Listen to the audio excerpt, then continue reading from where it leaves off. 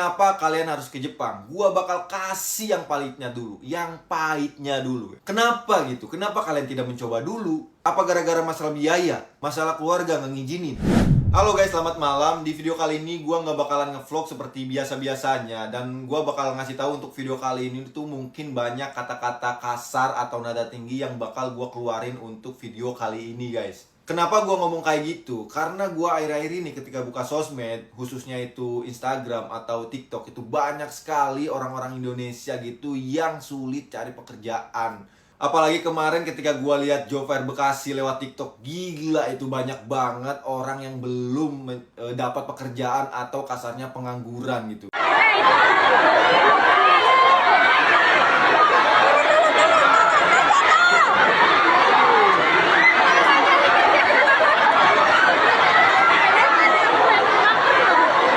Jadi gue mikir, kenapa sih kalian itu nggak coba gitu buat kerja ke luar negeri atau kerja ke Jepang gitu khususnya. Karena di sini gue kerja di Jepang, jadi gue khususin buat kerja di Jepang. Kenapa gitu? Kenapa kalian tidak mencoba dulu? Kenapa? Apa gara-gara masalah biaya? Masalah keluarga nggak ngizinin? Atau karena kalian sering lihat di Jepang itu sering dipukulin?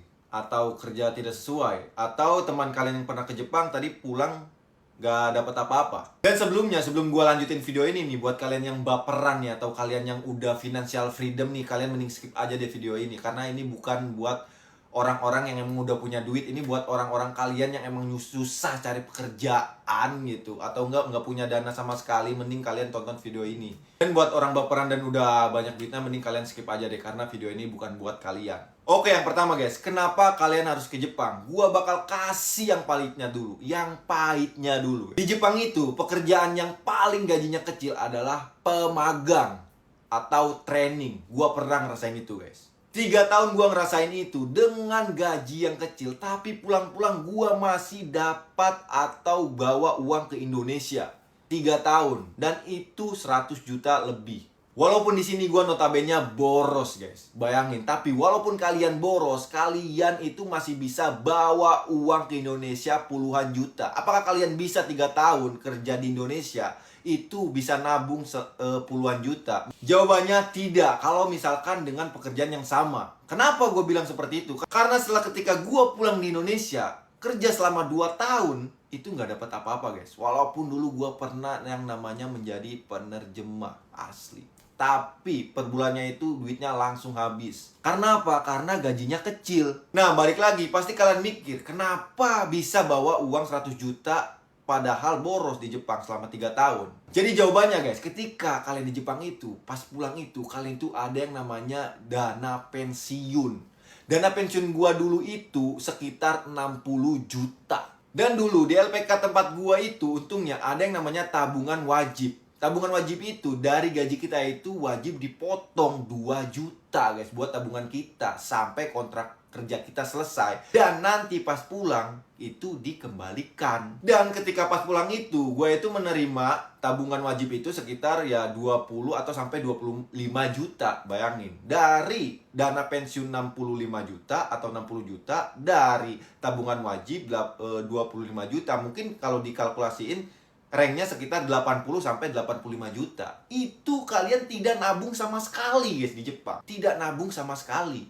Dan gaji kalian kecil. Apalagi kalau misalkan kalian di Jepangnya pintar nabung atau ngirit.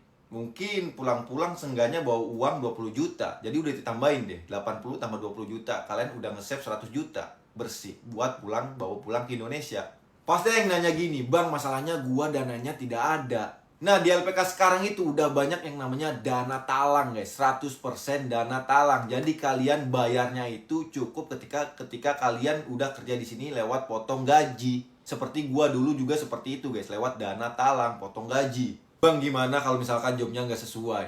Kalian itu kerja guys. Kerja itu capek, udah jangan manja. Awal-awal emang susah. Kalau udah terbiasa itu gampang. Kalian mungkin lihat kan orang-orang kerja di Jepang yang ngangkat-ngangkat, yang kerjanya di laut atau hal sebagainya, tapi mereka masih bisa, masih bertahan malah sampai pulang. Gua juga sama guys. Namanya juga resiko kerja guys. Kalau kita nggak hati-hati, pasti aja kena. Nih, contohnya gua, tangan gua di kerjaan sekarang itu pernah patah.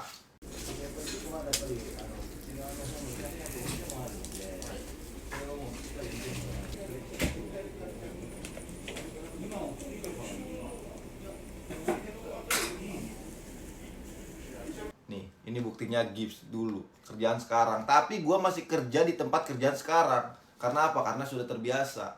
Jangan manja. Nah terus gue pernah lihat kok banyak di video-video itu di TikTok seliweran orang-orang Indonesia di tempat kerjanya itu dipukulin sama orang Jepangnya. Dan biasanya hal seperti itu adalah karena miskomunikasi guys. Karena kita tidak tahu apa yang dia suruh, terus kita cuma ngejawab iya aja. Pas kita kerjain tidak sesuai mereka, ya mereka marah-marah, itu wajar. Tapi gue tanya kalian, banyakan mana video yang kalian sering lihat dipukulin sama orang-orang yang udah nyelesain masa magangnya kerja di Jepang dan bawa uang ke Indonesia?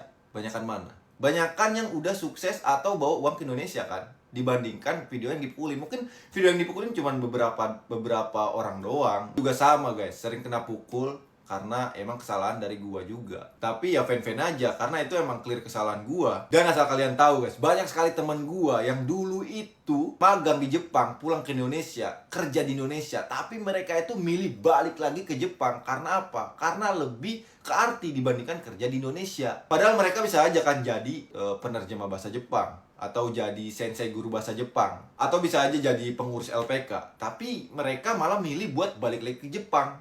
Karena apa? Ya mungkin karena walaupun mereka bisa kerja sebagai penerjemah mungkin di sana, ataupun bisa menjadi guru bahasa Jepang, tapi tidak senilai dengan gajinya gitu. Jadi ayolah, daripada kalian cari kerja di Indonesia nggak dapet biaya akomodasi malah keluar buat rokok, buat bensin, dan buat hal-hal yang lain-lain gitu. Mending kalian kerja aja ke Jepang guys, karena lowongan kerja di Jepang itu banyak, dan emang pemerintah Jepang itu butuh tenaga asing gitu. Karena orang sendirinya itu kekurangan gitu guys. Jadi di Jepang itu kekurangan tenaga gitu. Jadi pemerintahan Jepang di sini itu narik orang-orang asing buat kerja di negeri mereka. Kalau ada yang nanya, bang, gua nggak punya biaya buat ongkosnya atau buat hal sebagainya, gua cuma punya motor, jual motornya, uangnya buat kalian biaya akomodasi atau kalian selama di LPK. Bang, gua nggak tega ninggalin orang tua di rumah.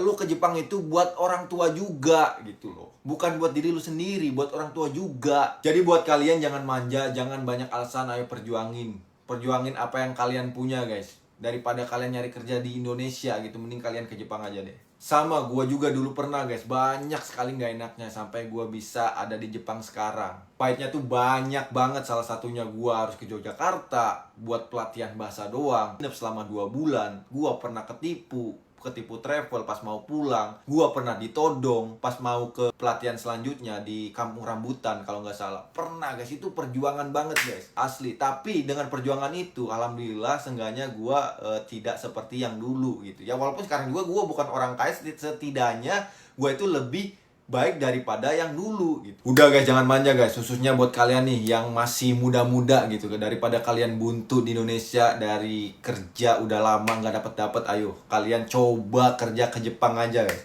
Oke, bisa. Kalian pasti bisa guys. Gua aja bisa, pasti kalian bisa. Oke, cukup sekian untuk video kali ini. Mohon maaf ya guys kalau misalkan ada kata-kata yang tidak enak gitu kan ya. Yang biasanya ya mungkin gua jarang banget gitu kan di video-video sebelumnya gua kayak gini. Cuman gua itu prihatin gitu. Gua tuh pengen kalian itu rasain hal yang sama kayak gue lah setidaknya gitu. Punya gaji, punya pekerjaan, makan bisa, makan enak bisa seenggaknya lah gitu ya. Apalagi buat kalian yang muda-muda nih, stamina masih ada, umur masih oke. Apalagi alasan kalian buat nggak kerja ke Jepang dibandingkan kerja di Indonesia, nyari kerja susah. Oke guys, cukup sekian untuk video kali ini. Mohon maaf banget misalkan kalau ada kata-kata yang tidak enak. Dan ini gue udah bilang, ini bukan buat kalian yang baperan atau buat kalian yang emang udah banyak uangnya. Ini buat kalian yang emang pengen banget kerja ke Jepang, apalagi nyari kerja di Indonesia. Ini video buat kalian. Semoga video ini sampai ke kalian. Dan jangan lupa guys, di komen, di like, dan juga di subscribe video ini ya guys. Dan terima kasih banget buat kalian yang sudah mendukung channel ini. Dari 200 subscriber, sekarang udah mungkin sekitar 7 ribuan subscriber ya guys. Terima kasih banget guys. Bye bye.